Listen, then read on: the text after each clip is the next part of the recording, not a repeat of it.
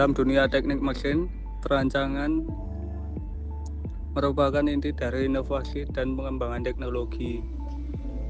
Perancangan bukan hanya sekedar menggambar dan menentukan dimensi, tetapi juga proses kompleks yang melibatkan analisis material, simulasi struktur, hingga optimasi manufaktur dengan pendekatan yang sistematis.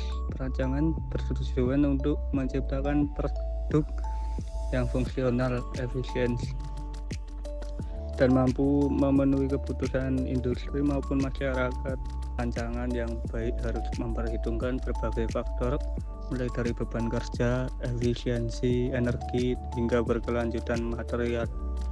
Sebuah desain tidak bisa langsung diterapkan tanpa melalui serangkaian evaluasi dan penyempurnaan. Dalam video ini kita akan membahas langkah-langkah utama dalam perancangan teknik mesin, mulai dari identifikasi masalah, pengembangan desain, analisis struktur, evaluasi, hingga persiapan produksi. Setiap perancangan dimulai dengan memahami permasalahan yang ingin diselesaikan. Dalam dunia teknik mesin, proses ini mencakup analisis mendalam terhadap kebutuhan operasional yang harus dipenuhi, batasan desain yang harus diperhatikan, serta faktor lingkungan yang dapat mempengaruhi kerja alat.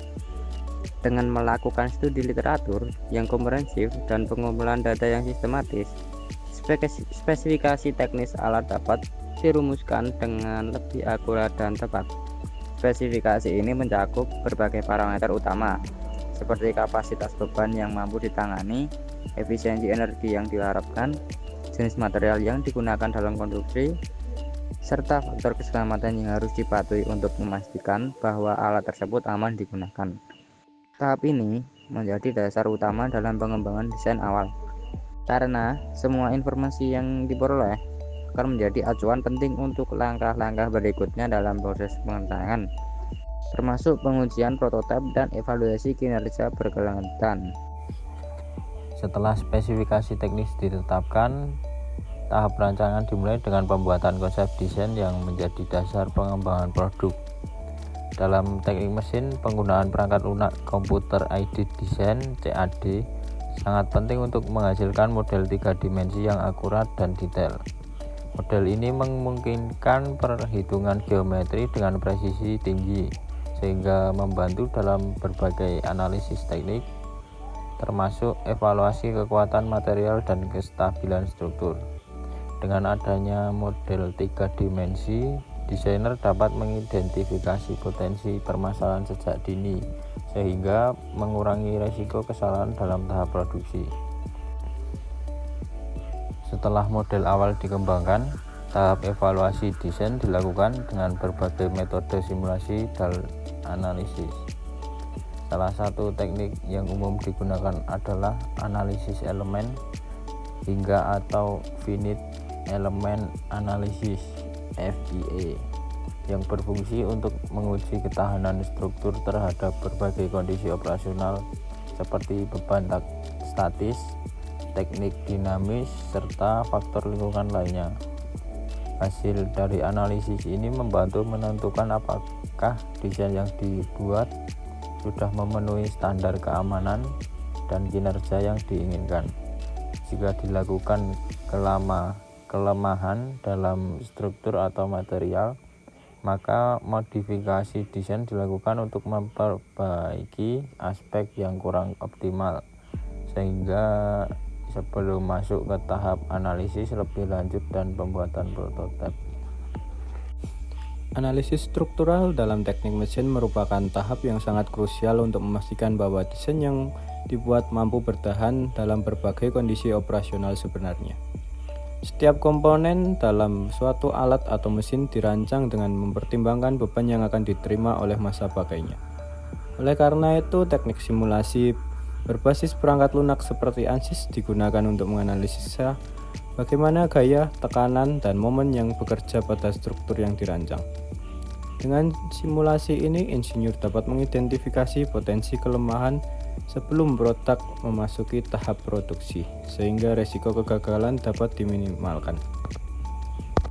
Dalam proses simulasi, Berbagai parameter seperti sifat material, distribusi beban, serta kondisi batas diterapkan untuk memperoleh hasil yang realistis.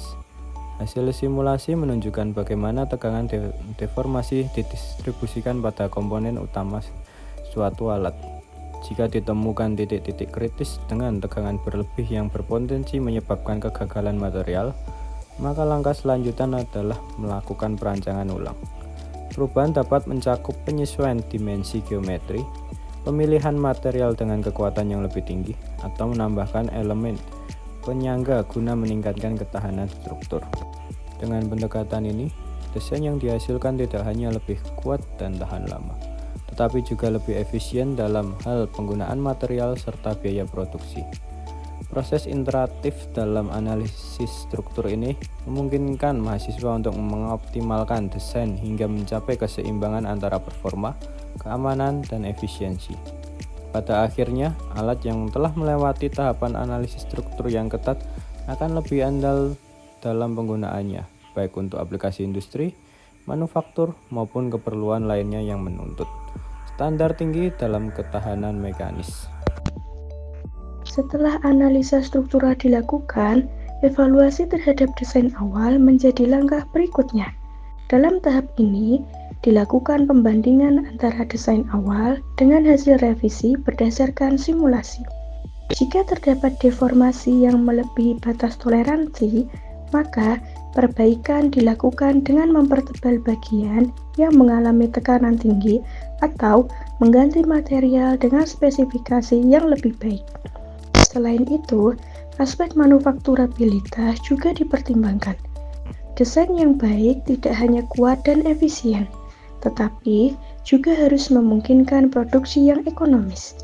Dengan evaluasi yang teliti, desain dapat disempurnakan sehingga siap untuk diproduksi dan diuji dalam kondisi nyata.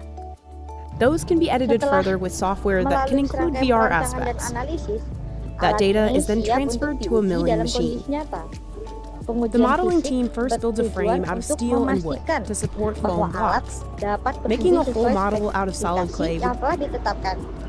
Jika hasil pengujian menunjukkan performa yang optimal, maka alat ini dapat diproduksi dalam skala besar.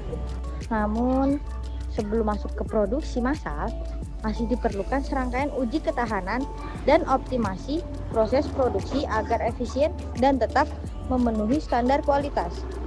Evaluasi biaya produksi juga menjadi pertimbangan penting agar alat dapat diproduksi dengan harga yang kompetitif tanpa mengorbankan. Namun, sebelum memasuki ke produksi massal, masih diperlukan serangkaian uji ketahanan dan optimasi proses agar efisien dan tetap memenuhi standar kualitas. Evaluasi biaya produksi juga menjadi pertimbangan penting agar alat dapat diproduksi dengan harga yang kompetitif tanpa mengorbankan performa. Proses ini pun menunjukkan bahwa inovasi tidak hanya berhenti pada tahap perancangan, tetapi juga mencakup berbagai aspek lain seperti ini: pengujian revisi dan kesiapan produksi. Dengan pendekatan yang sistematis dan berbasis data, diharapkan alat ini dapat menjadi solusi yang efektif dan aplikatif.